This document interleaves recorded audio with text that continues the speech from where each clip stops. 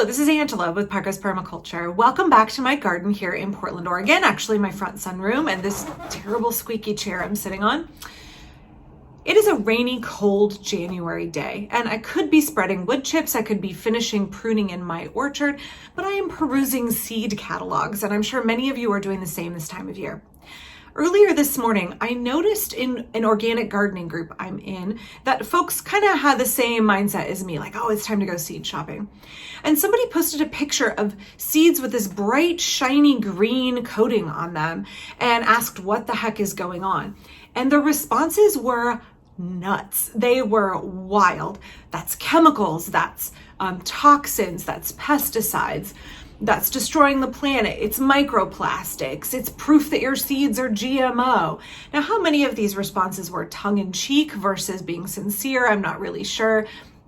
But dozens of folks got pretty freaked out over this picture of these seeds. So I thought, let's take a few minutes and talk about what are pelletized seeds. Why are they something you might want to consider purchasing this year instead of regular seeds? What the positives and negatives are of them. And the fact that they're not GMO, toxic, chemical soup poisoning you in your garden. They actually serve a purpose. So pelleted or pelletized seeds are seeds that are coated usually in a layer of clay. They tend to be seeds that are very small, seeds that have very little mass and tend to blow away easily when you open the seed packet and you like barely exhale on them. Or they're very small and difficult to pick up with your fingers or even with tweezers. The seeds are coated in a thick layer of clay, and that helps make them larger, so they're better for you to see with the naked eye and to handle with your hands or with tweezers. So it increases the accessibility of those seeds. So those pelletized seeds, because they're larger, they don't clog up any of your mechanical planters. If you have a machine that you're using to disperse your seeds in your garden or in your seed starting trays and space them out nice and evenly, those pelletized seeds are larger and will work better in the machines. Typically, it is those very, very small seeds that are pelletized, but there are some exceptions. So sometimes pelletized seeds are just coated in clay just to increase the volume and visibility.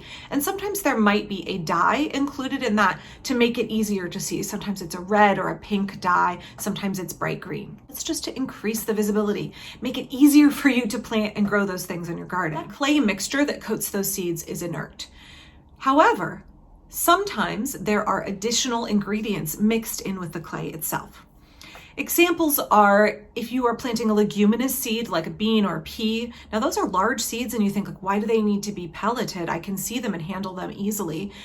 It's because you might get a coating on them that has that nitrogen fixing bacteria that your leguminous crops need, right? In order to have better nitrogen fixation and better success with those crops.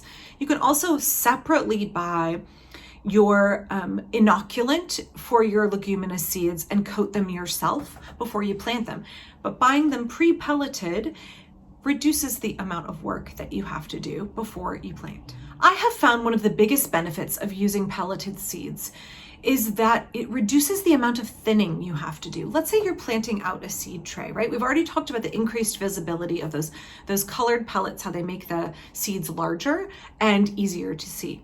And so it's easier to plant them out, like think about those really small, lightweight seeds. Like let's say you're planting carrot seeds. That's a seed that is commonly pelleted. You're planting your carrot seeds and you put them down and they just blend into the soil and it's difficult for you to see how densely you've planted them.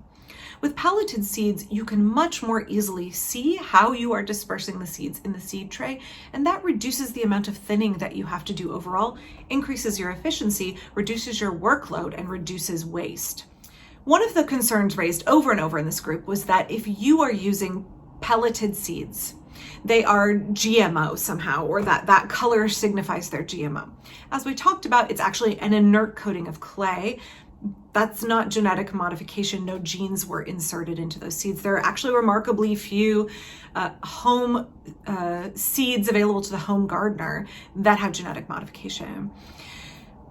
But it could be organic or non-organic. So there are many organic seed producers like Johnny Select and High Mowing that offer varieties of pelleted seeds. There's also a lot of conventional ones, and there are different requirements for organic seeds to maintain the organic certification that they carry if they're pelletized.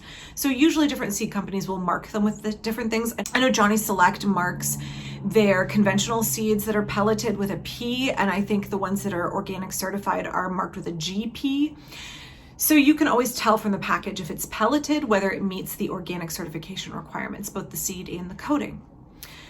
There's not additional pesticides or yucky toxic chemicals in those pelleted seeds. What are some of the downsides of using pelleted seeds then? When you plant a pelleted seed, you have to be a little bit more careful about the water. If you overwater them right at the beginning, the clay can kind of dissolve or crack or split on you, and that can impact the germination. But you also don't want dry soil. You have to get the moisture through the coating all the way into the seed. So when you are starting a seed tray or out in your garden, those pelleted seeds, they really need consistent moisture in order to germinate successfully. But you also don't want to overwater, because then what you end up with is, think about in your garden, like my garden, I have a very heavy clay soil. If I overwater, what I get is that clay just holds that water up against my plants, right? Nothing filters through. So you want to be really careful that you're not overwatering those pelleted seeds, because that clay layer can kind of hold extra moisture against the seed in a way that doesn't let it breathe and is increasing the risk for mold. I haven't actually personally found any issues with germination when I've used pelleted seeds. I have found increased ease of use and decreased need for thinning. The other downside to using pelleted seeds is that they have a shorter shelf life than non-pelleted, and that's because the clay absorbs moisture and you get that decrease in humidity in your house, and it can put additional stress on the seed and reduce the viability of it.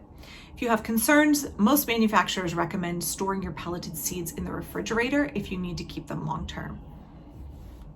Make sure when you do that, you keep them in an airtight container, because refrigerators also have changing humidity.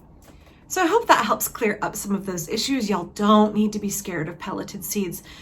They may or may not be right for you if you're someone who has limited vision or has limited dexterity and has mobility issues. Pelleted seeds might make gardening a lot easier for you here in the spring with our annual seed starting. However, they are a little bit more expensive, and as I said, there are some downsides to them.